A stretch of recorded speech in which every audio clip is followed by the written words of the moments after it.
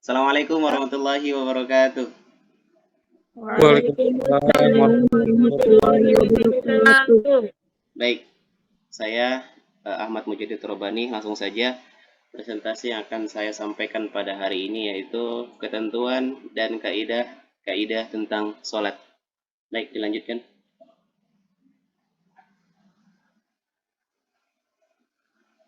Yang pertama yaitu syarat wajib dari sholat. Yang pertama adalah Muslim. Bagi orang kafir, sholat tidak wajib karena dua kalimat syahadat itu adalah syarat dari sholat. Dalam hadis yang diriwayatkan Ibnu Umar radhiyallahu anhu, Rasulullah sallallahu alaihi wasallam bersabda dari Abdullah bin Umar Ibnu Khattab radhiyallahu anhu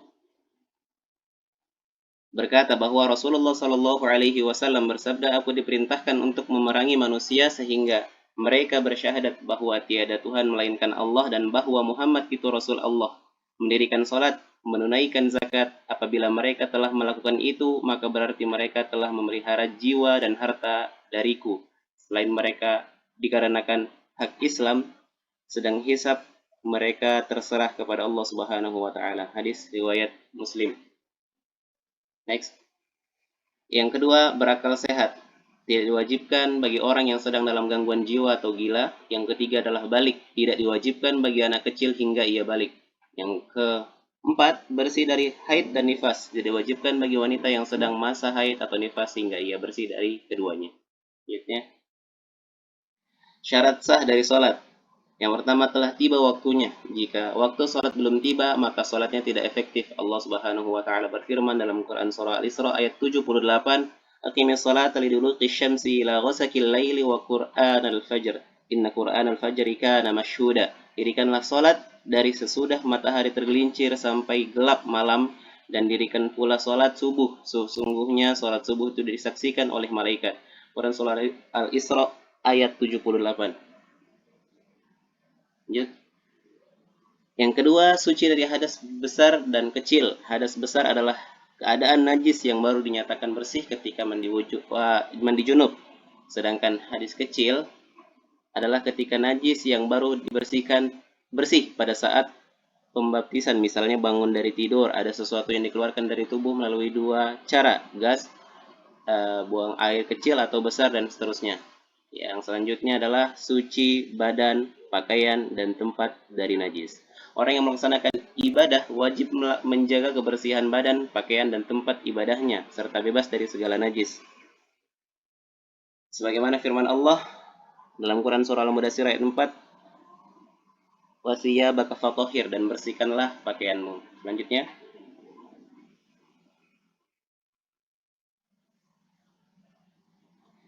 yaitu menutup aurat. Bagian pribadi ditutup dengan sesuatu agar warna kulit tidak terlihat.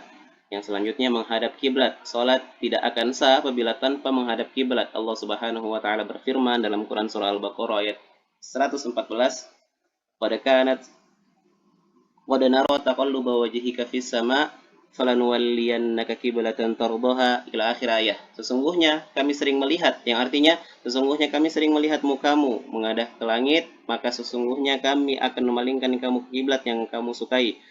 Palingkanlah mukamu ke arah Masjidil Haram, dan di mana saja kamu berada, palingkanlah mukamu ke arahnya. Dan sesungguhnya orang Yahudi dan Nasrani yang diberi Alkitab memang mengetahui bahwa berpaling ke Masjidil Haram itu adalah benar dan dari Tuhannya, dan Allah sekali-kali tidak lengah dari apa yang mereka kerjakan. Quran surah Al-Baqarah ayat 144.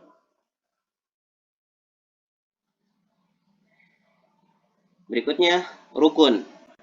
Menurut mazhab Imam Syafi'i, salat dirumuskan menjadi 13 rukun. Antara lain yaitu yang pertama niat, yang kedua berdiri tegak bagi yang mampu, yang ketiga takbiratul ihram, diucapkan bagi yang mengucapkan dengan lisannya Allahu Akbar.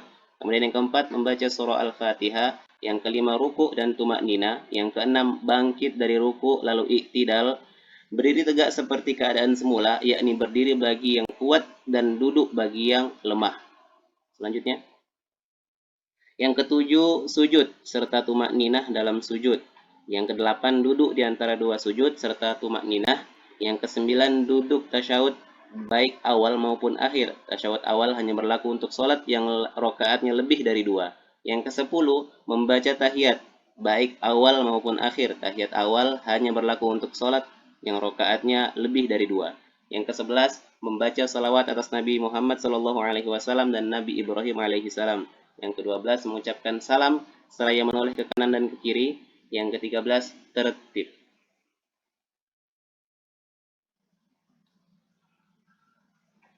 Baik, selanjutnya.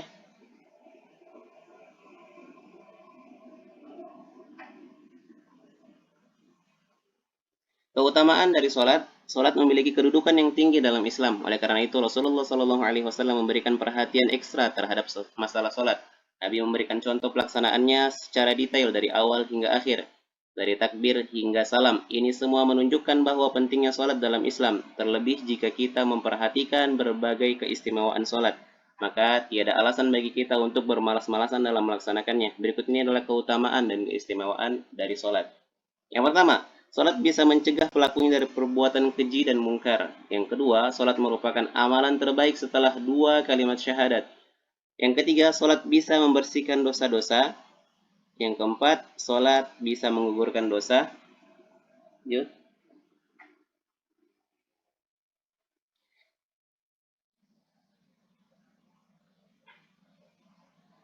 Sholat adalah cahaya di dunia dan di akhirat bagi yang melakukannya. Yang kelima, Allah mengangkat derajat dan menghapuskan dosa kesalahan dengan sebab sholat. Yang keenam, sholat menyebabkan seorang masuk surga menemani Nabi Muhammad SAW. Yang ketujuh, berjalan menuju sholat akan dicatat sebagai kebaikan, bisa meninggikan derajat. Yang kedelapan, dianggap bertamu di surga. Yang kesembilan, dengan sholat Allah menghapuskan dosa di antara sholat yang satu ke sholat berikutnya. Yang ke-10, para malaikat senantiasa mendoakan orang yang melakukan sholat selama dia berada di tempat sholatnya. Yang ke-11, menunggu waktu sholat adalah ribat berjaga-jaga di jalan Allah. Yang ke-12, orang yang keluar rumah untuk sholat seperti orang yang keluar berhaji dalam keadaan berihram. Baik teman-teman, terima kasih atas perhatiannya. Semoga ada manfaat yang kita ambil dari presentasi yang kami paparkan. Mungkin setelah ini ada teman-teman yang ingin bertanya, kami persilahkan.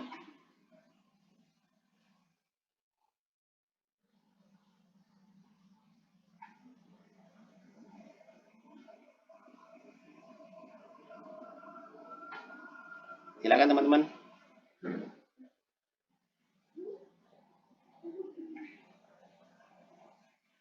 Tujuh menit. Baik,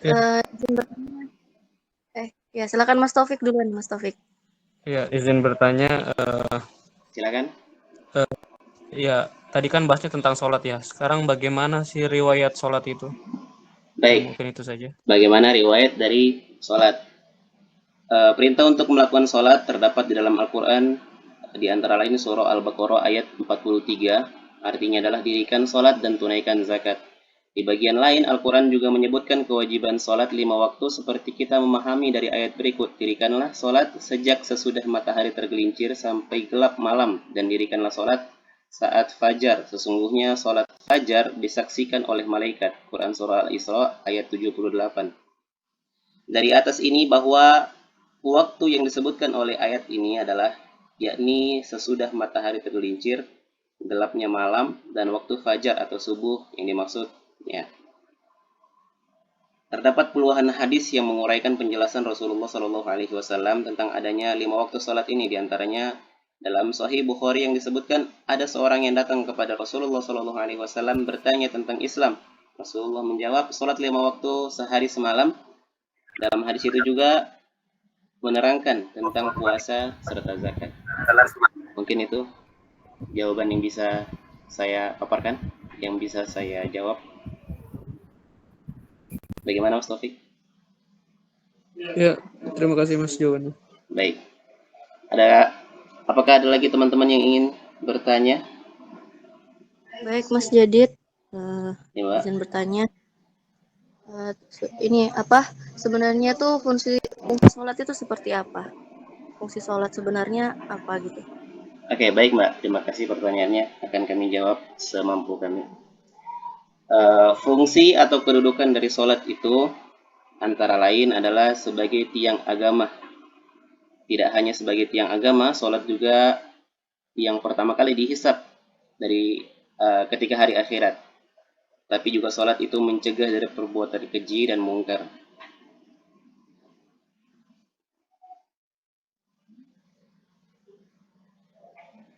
Kemudian, sholat itu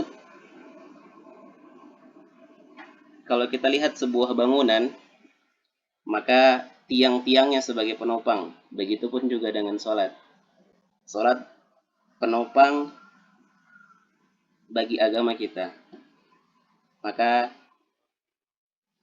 tadi yang saya sebutkan di atas, bahwasanya sholat fungsinya adalah sebagai tiang agama. Baik, mungkin itu yang bisa saya jawab, Mbak. Baik, terima kasih Mas Jadid, luar biasa, Masya Allah. Terima kasih. Ada lagi teman-teman? Izin bertanya Mas. Ya, silakan. Safiyadli Zulfikar.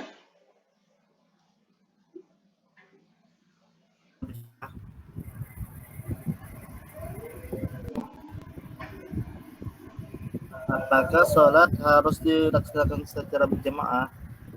Oke, baik. Terima kasih pertanyaannya. Fakta di lapangan, sholat sebenarnya ada yang wajib dan ada yang sunnah. Khusus yang wajib, karena melihat fakta demikian, bahwasanya sholat yang benar harus dilakukan secara berjamaah. Sebab untuk menunaikan perintah lanjutan yang sangat erat kaitannya dengan perintah sholat, yakni bersedekah atau memberi kepada sesama, maka sholat harus dilakukan secara berjamaah. Sebagaimana hadis yang diriwayatkan oleh Bukhari dan Muslim, sholat berjamaah melebihi sholat sendirian dengan pahala 27 derajat. Tentu saja masih banyak hadis yang mendukung dari perintah untuk kita melaksanakan sholat secara berjamaah. Maka sholat berjamaah itu lebih diutamakan daripada sholat sendirian. Baik, mungkin itu saja yang bisa saya jawab. Mungkin sudah cukup pertanyaannya, karena waktu juga kami akhiri. Sebelumnya kami mohon maaf atas kesalahan yang kami sampaikan ketika selama pemaparan atau kesalahan ketika kami menjawab. Kami mohon maaf dan terima kasih atas perhatian teman-teman. Kami akhiri. Assalamualaikum warahmatullahi wabarakatuh. Waalaikumsalam.